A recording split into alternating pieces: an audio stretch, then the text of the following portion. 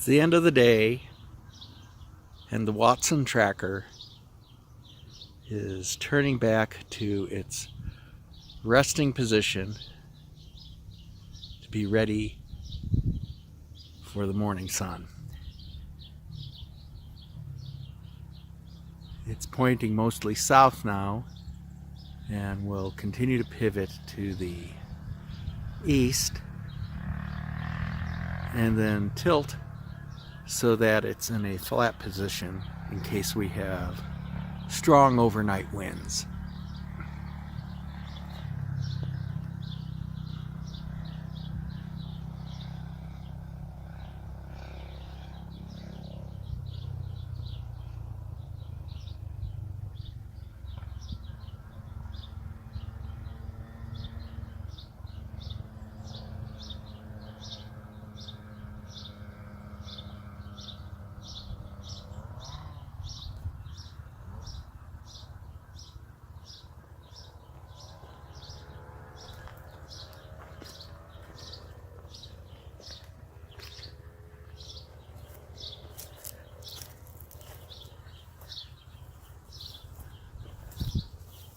The part doing the pivoting work is that motor right there that says array. It's turning a worm gear on a circular drive, causing the whole assembly to pivot. And then the arm that extends along here controls the tilt.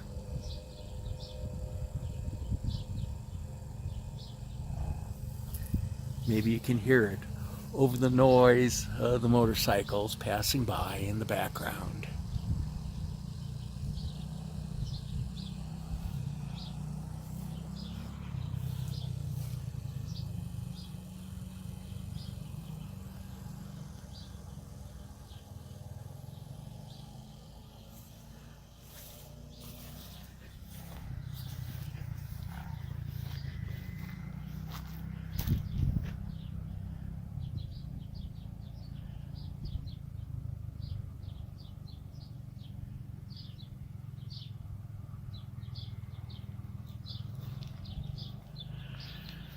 For most of the day, there's not this much movement at one time. It's in small increments. But at the end of the day, after sunset, when there's not enough light to keep the sensors tracking, it reverts to this routine to spin into its parked position facing east.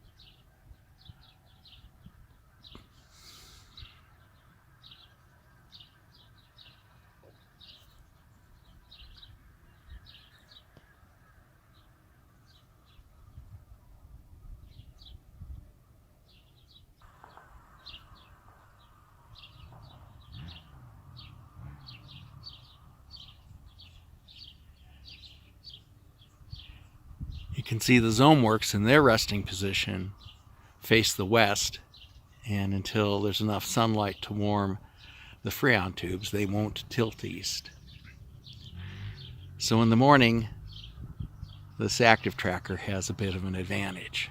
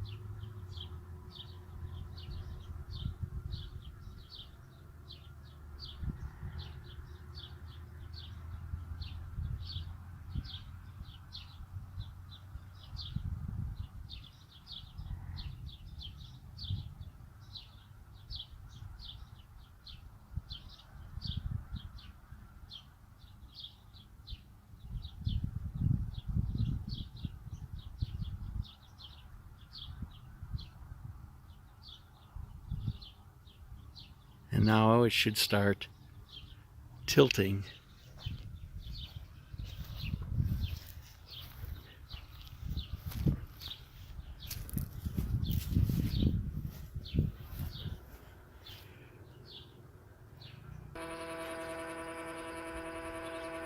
And there is the motor and system, which makes it tilt.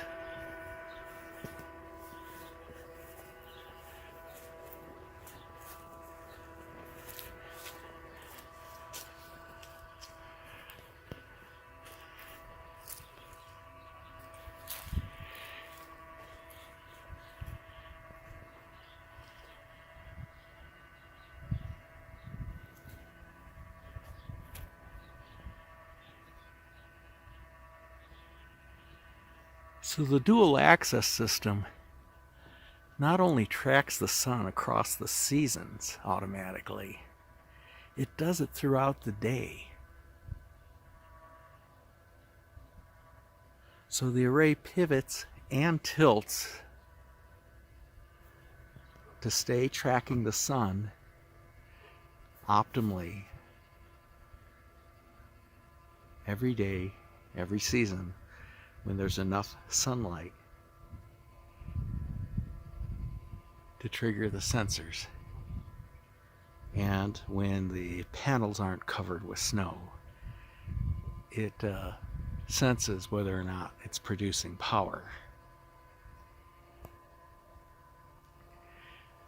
So in the dead of winter, I get to sweep off enough section of panels so that the pivot and tilting mechanism will activate and dump the rest of the snow off the array.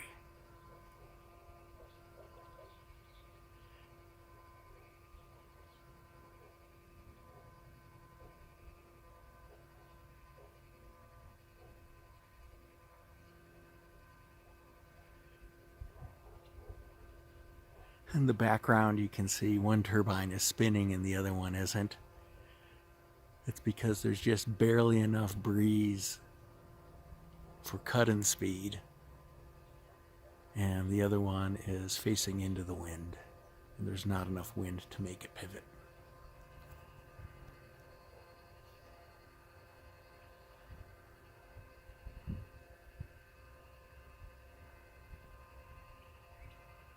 You can see this section of this arm that extends out of that shaft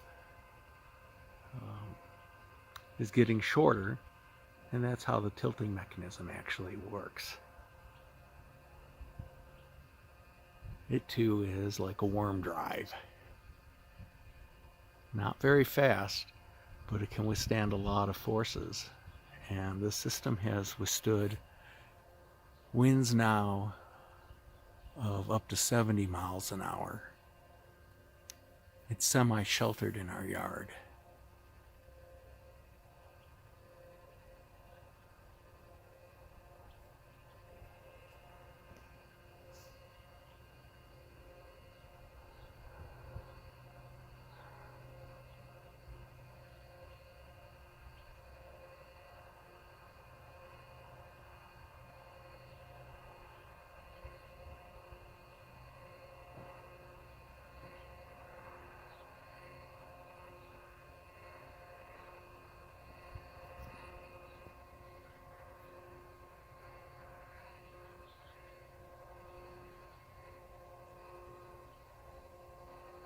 So when it's done, the array will be perpendicular to the pole it's mounted on, parallel to the ground, until there's enough sunlight tomorrow to trigger the tilting mechanism. And this protects it from wind shear overnight.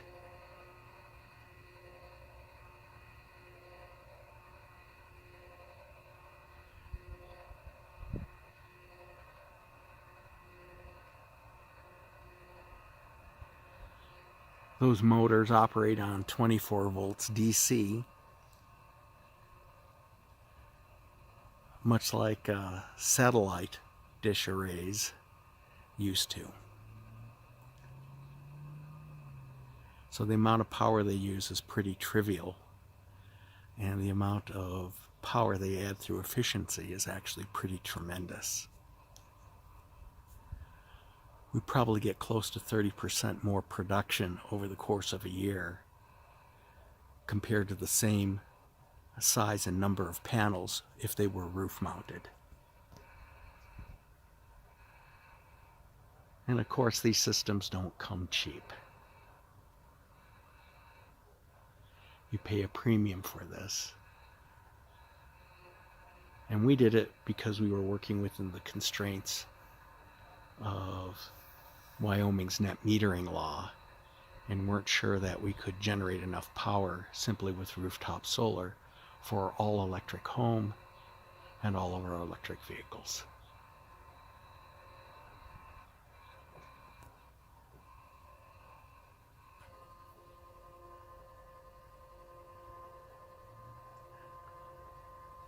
And now it's in pretty much that tabletop position where it will rest for the duration of night.